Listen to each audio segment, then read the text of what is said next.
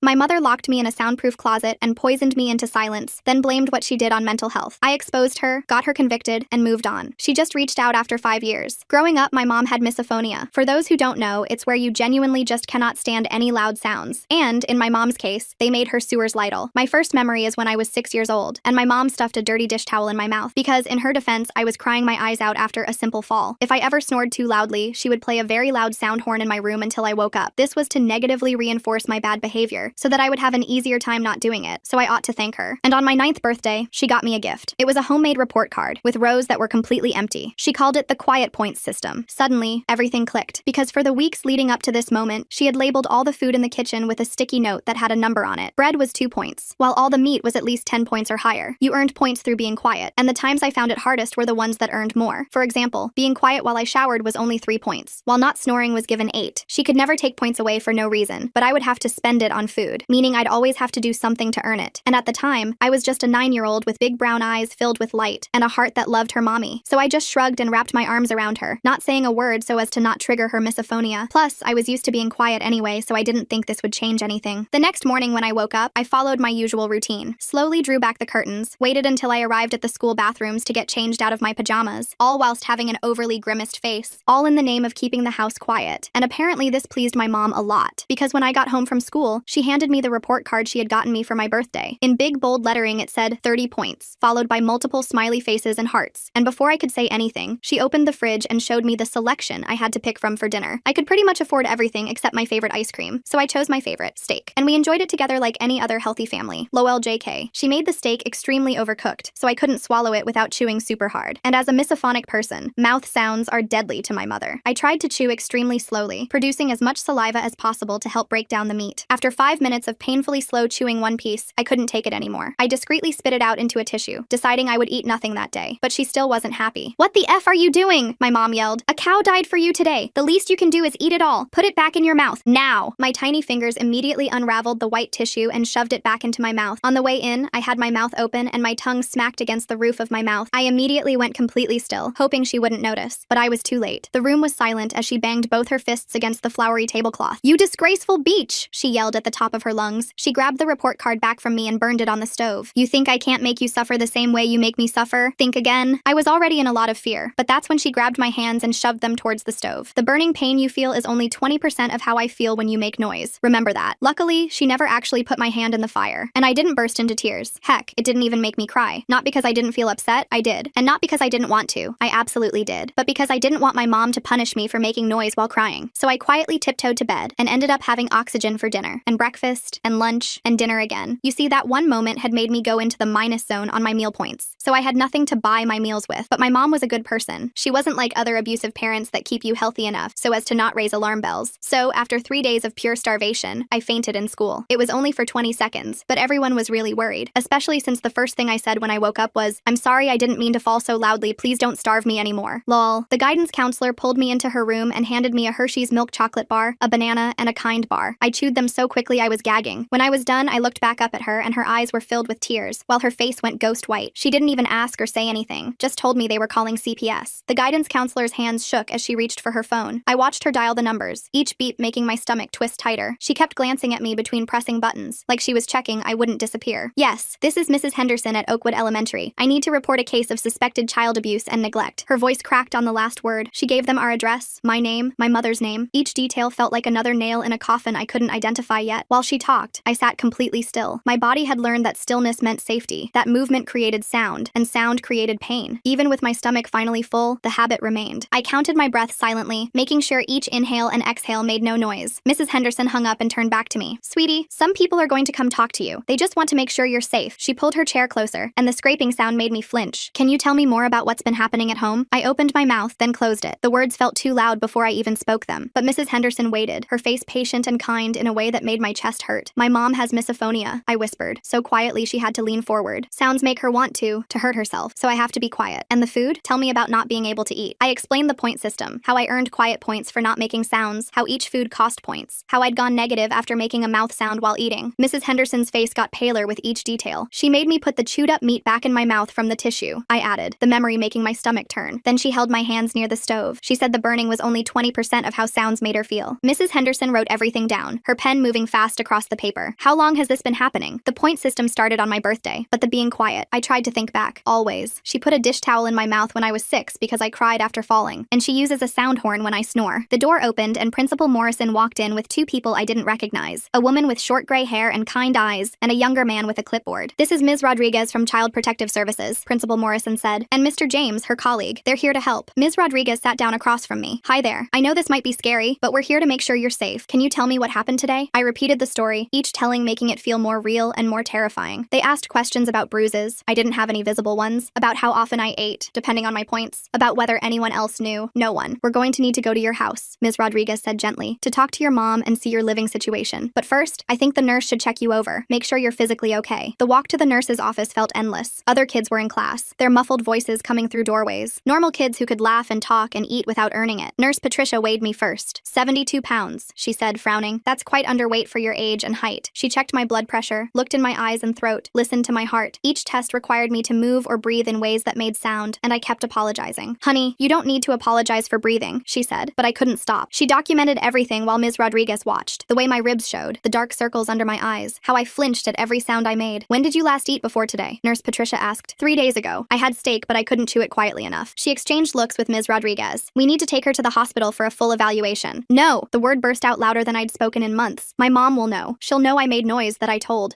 I couldn't finish. "Your mom is going to be contacted regardless," Ms. Rodriguez said, "but you won't be going home until we've investigated. You're safe now." But I didn't feel safe. I felt exposed, like I'd broken every rule that kept me alive. My breathing got faster, louder, and I couldn't make it stop. The panic made more noise, gasping, wheezing, my heart pounding so hard I was sure everyone could hear it. Nurse Patricia grabbed a paper bag. "Breathe into this. It's okay to make noise. You're safe." The principal's phone rang. "Yes, Mrs. Chen is here. I see. Yes, I'll let them know." He hung up. "Your mother just arrived. She's demanding to take you home." My whole body went rigid. Ms. Rodriguez noticed. "She can't take you anywhere right now. We have a legal hold while we investigate." They moved me to a small conference room away from the main office. I could hear my mother's voice getting closer, using her fake nice tone she saved for other adults. "I'm sure this is all a misunderstanding. My daughter has such an active imagination. You know how children can be. Mrs. Chen, I'm Ms. Rodriguez from CPS. We need to speak with you about some concerns that have been raised." "Concerns? This is ridiculous. My daughter has some behavioral issues we're working through. She's in therapy for attention-seeking behavior." I wanted to scream that it wasn't true, but years of training kept me silent. Through the door, I heard my mother explain her condition, how hard it was to live with misophonia, how she did her best despite her disability. "We'll need to visit your home," Ms. Rodriguez said, "and speak with your daughter's therapist." "Of course. You'll see everything is fine. In fact, I just went grocery shopping yesterday. The fridge is fully stocked." My heart sank. She'd prepared. Somehow she'd known this was coming and prepared. Mr. James stayed with me while Ms. Rodriguez and another CPS worker went with my mother. Principal Morrison sat with us too, offering me water that I was too scared to drink because swallowing made noise. "The therapist she mentioned," I whispered to Mr. James. "I've never been to therapy." He made a note. "We'll verify everything she tells us." Hours passed. I dozed off in the chair, exhausted from the stress and the first full meal I'd had in days. When I woke, Ms. Rodriguez was back, her face carefully neutral. "We visited your home," she said. "Your mother showed us a fully stocked kitchen, your clean bedroom. Everything appeared normal." My chest tightened. "The point system chart? We didn't see anything like that. Your mother said she uses a standard behavior chart for chores." No, it was on the fridge, with all the sticky notes on the food, but even as I said it, I knew she'd removed everything. "We'll keep investigating," Ms. Rodriguez assured me, "but for tonight, since we can't find immediate evidence of physical abuse or neglect, you'll need to go home. However, we'll be doing follow-up visits and interviews." The room spun. They were sending me back. Principal Morrison protested. The child fainted from starvation. The nurse documented her being severely underweight. Her mother showed us medical records indicating an eating disorder. Said she's been trying to get her daughter help, but she refuses to eat. "That's not true!" But my voice was so quiet from years of practice that it barely carried. Ms. Rodriguez knelt beside me. "I believe something is wrong here, but legally, without evidence, I can't remove you from your home yet. Here's my card. Call me if anything happens. We'll be back tomorrow for a follow-up." The drive home with my mother was silent. Not the comfortable quiet of two people at peace, but the terrifying silence before a storm. She didn't speak until we pulled into our driveway. "You've made things very difficult," she said, her voice deadly calm. "But don't worry. I have a solution." Inside, I saw what she meant. The kitchen looked normal, full of food, no point system, no sticky notes. But in my room sat a pair of noise-canceling headphones and a white noise machine. "Your new therapist recommended these," she said, though I knew there was no therapist. "You'll wear them whenever you're home except for meals. Doctor's orders for your sensory processing disorder." She put them on my head and turned on the white noise. The world disappeared into a rushing sound like ocean waves. I couldn't hear her footsteps, couldn't hear if she was approaching, couldn't hear anything but the endless white static. I pulled them off. "I can't. Put them back on!" Her scream made me comply instantly. She held up a piece of paper. "Doctor's note. If you don't follow treatment, it's medical non-compliance. That would look very bad for your little CPS friends." The headphones went back on. The white noise filled my world. I watched her mouth move but heard nothing. She pointed to my desk where homework waited, then left. perfect. I sat at my desk, the white noise drowning everything. When I tried to remove them to use the bathroom, she appeared immediately, pointing at the doctor's note. I learned to lip-read bathroom, and she'd nod permission for temporary removal. Dinner was the only reprieve. She'd tap my shoulder, remove the headphones, and we'd eat in silence. Real food now. She kept the fridge stocked, but the silence felt heavier than before. CPS will be back tomorrow, she said during dinner. You'll tell them the headphones are helping your condition, that you're eating well, that everything is fine. I nodded. What else could I do? That night, the headphones stayed on even in bed. The white noise made it impossible to know if she was in my room, watching. I lay rigid, afraid to move, afraid to make sounds I couldn't hear myself making. The next day at school was freedom. I could hear again, though every sound felt overwhelming after hours of white noise. Mrs. Henderson checked on me. How did yesterday go? She asked gently. I wanted to tell her about the headphones, the fake doctor's note, the new system of control, but I knew my mother would have an explanation for everything. She has the house full of food now, I said instead. Mrs. Henderson frowned. And you're eating? Yes, but something's still wrong, isn't it? I nodded, tears threatening. She has these headphones. Mrs. Henderson leaned closer, her expression shifting to concern. Headphones? What kind of headphones? Before I could explain further, the classroom door opened. My mother stood there with her practiced smile, holding a manila folder. Sorry to interrupt. I just need to drop off some medical documentation for the office. My blood turned to ice. Mrs. Henderson straightened up, maintaining her professional demeanor. Of course, Mrs. Chen. I'll make sure it gets to the right place. Actually, I was hoping to speak with you briefly about my daughter's new treatment plan. My mother's eyes found mine, and though her smile never wavered, the warning was clear. Her therapist says it's important all her teachers understand her sensory processing disorder. Mrs. Henderson glanced at me, then back at my mother. I have a few minutes before my next class. They stepped into the hallway. Through the small window in the door, I watched my mother hand over papers, gesturing as she spoke. Mrs. Henderson nodded along, occasionally looking troubled, but ultimately accepting whatever story my mother was spinning. When Mrs. Henderson returned alone, her face had changed. The concern was still there, but now mixed with something else. Doubt. Your mother explained about the headphones, she said carefully. She showed me the treatment plan from Dr. Nichols. There is no Dr. Nichols, I whispered desperately. Mrs. Henderson's expression grew complicated. She had official letterhead, detailed treatment notes dating back months. She said you might say that denying medical help is part of your condition. The trap was perfect. Every protest I made would only confirm my mother's story about attention-seeking behavior and treatment resistance. I felt the walls closing in again, tighter than before. During math class, I noticed my mother hadn't left. Through the window, I saw her in the main office, chatting with the secretary, laughing at something on her phone, volunteering, she'd probably say, being an involved parent. At lunch, I sat alone as usual, mechanically eating the sandwich my mother had packed. Real food, nutritious and filling, evidence of her good parenting. Across the cafeteria, I noticed a substitute teacher I'd never seen before. She was young, maybe mid-20s, with short dark hair and observant eyes that seemed to take in everything. The afternoon dragged on. Every time I passed the office, my mother was still there, filing papers, answering phones, making herself indispensable. When the final bell rang, she was waiting by my classroom. Ready to go home, sweetheart? Her voice was honey sweet for the other parents nearby. In the car, her facade dropped. That was a warning. Every word you speak at school, I'll know about. Every teacher you try to manipulate, I'll get to first. The documentation is extensive and thoroughly believable. At home, the headphones went on immediately. The white noise crashed over me like a wave, drowning out the world. I did homework in silence, ate dinner in brief reprieves, then back to the rushing static that made my head ache. Days blurred together. The headphones left marks on my head from the constant pressure. My ears rang even during the brief moments without them. At school, I moved through classes like a ghost, too exhausted to focus, too afraid to speak up again. The substitute teacher appeared more frequently. Ms. Seeby, I learned from overhearing other teachers. She subbed for different classes, but I noticed her watching me during lunch, during recess, quick glances that lingered just a moment too long. One day, she was substituting for my regular teacher. As she wrote math problems on the board, I found myself tapping my pencil against my desk, unconsciously at first, then with more purpose. Short taps and long taps. A pattern I'd seen in an old movie my mother had let me watch before the point system started. Ms. Seeby's hand paused mid-equation. She turned slowly, her eyes finding mine. For a moment, we just looked at each other. Then she returned to the board, but I saw her hand trembling slightly. After class, as students filed out, she called out, "Could you stay for a moment? I have a question about your homework." My mother wasn't in the office that day. She had a dentist appointment she couldn't reschedule. I approached Ms. Seeby's desk cautiously. She pulled out a piece of paper and wrote, "Are you okay?" I stared at the words, then at her. She tapped the paper, once short, twice long, once short, then pointed at me with raised eyebrows. My hand shook as I took the pencil. Instead of writing, I tapped on the paper. 3 short, 3 long, 3 short. Her face went pale. She wrote quickly, "Who is hurting you?" I glanced at the door, then tapped again. More complex this time, spelling out slowly, M-O-M. Ms. Seeby's jaw tightened. She wrote, "I'll help. Be careful. Act normal." I nodded and hurried out, my heart pounding. For the first time in months, I felt a spark of hope. But hope was dangerous. That evening, my mother was different, watchful. She made me remove the headphones during dinner but didn't speak, just studied me with calculating eyes. "Interesting day at school?" she finally asked. I shook my head, focusing on my chicken. Ms. Seeby seems nice, young, idealistic. Probably thinks she can save the world one student at a time. Her tone was casual, but I heard the threat underneath. Shame she's only temporary. I heard she might be transferred to another district soon. My hand stilled on my fork. She knew. Somehow, she always knew. The next day, Ms. Seeby wasn't there. Or the next. When I finally saw her again a week later, she was substituting for the art teacher. She wouldn't meet my eyes. During art class, while working on a painting, I found a small folded note tucked under my paint palette. I carefully unfolded it beneath my desk. Your mother visited my apartment. She knows where I live. I'm sorry. I crumpled the note, despair washing over me. Even Ms. Seeby, trained to recognize Morse code, probably former military or something, was powerless against my mother's manipulation. The weeks crawled by. My weight dropped again despite the regular meals. The constant white noise left me disoriented, stumbling into walls, unable to gauge distance or sound. At school, teachers grew concerned, but my mother always had an explanation. Adjustment period to new medication, sensory integration therapy, breakthrough treatments for my condition. Then came the family therapy sessions. My mother had found a therapist, Dr. Klaus, who specialized in difficult children. The first session, I tried to tell the truth. She makes me wear headphones all the time at home, I said, the words feeling strange after so much silence. With white noise so loud I can't hear anything. Dr. Klaus nodded thoughtfully. And why do you think your mother implements this treatment? It's not treatment. She just doesn't want to hear me exist. My mother dabbed at her eyes with a tissue. You see, this is what I deal with. The aggression, the accusations. I've tried everything to help her. I understand this must be very difficult, Dr. Klaus said to my mother. Children with oppositional defiant disorder often reject helpful interventions. I don't have that, I protested, interrupting, arguing, refusing to comply with reasonable requests. Dr. Klaus made notes. Classic presentations. My mother pulled out her phone. I've actually been recording some of her behaviors at home for documentation purposes. She played a recording. It was my voice, but distorted, edited. Sounds of me supposedly slamming doors, stomping, screaming, things I'd never done, couldn't do without severe punishment. But the audio was convincing. I